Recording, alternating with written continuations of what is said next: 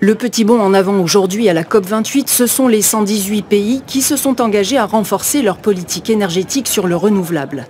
En 7 ans, ils multiplieront par 3 leurs moyens de production alternatifs aux énergies fossiles et polluantes, mais sans pour autant renoncer à ces dernières. Aucune stratégie crédible, ni nationalement ni mondialement, ne permet de sortir du charbon et des fossiles en reposant uniquement sur le renouvelable. Parce que le renouvelable est intermittent, qui fait peser des risques importants sur les réseaux et qu'il ne permet pas sur certaines activités d'être une réponse satisfaisante. Pourquoi? Le bon mix, c'est la trilogie sur laquelle d'ailleurs nous avons bâti notre stratégie, c'est l'efficacité énergétique qui permet de réduire votre consommation, c'est plus de renouvelables et c'est plus de nucléaire.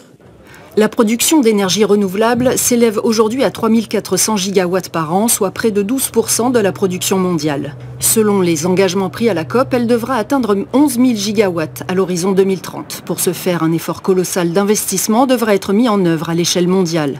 Plusieurs pays riches promettent de soutenir financièrement les pays qui, eux, veulent aussi faire leur transition énergétique mais qui n'en ont pas les moyens.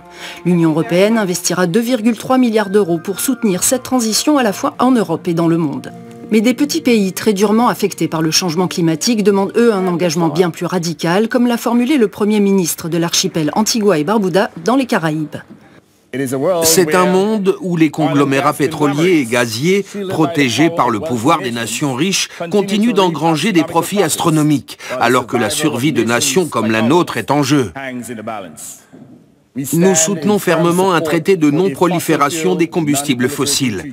Il est temps de mettre un frein à l'exploitation inconsidérée de ces combustibles.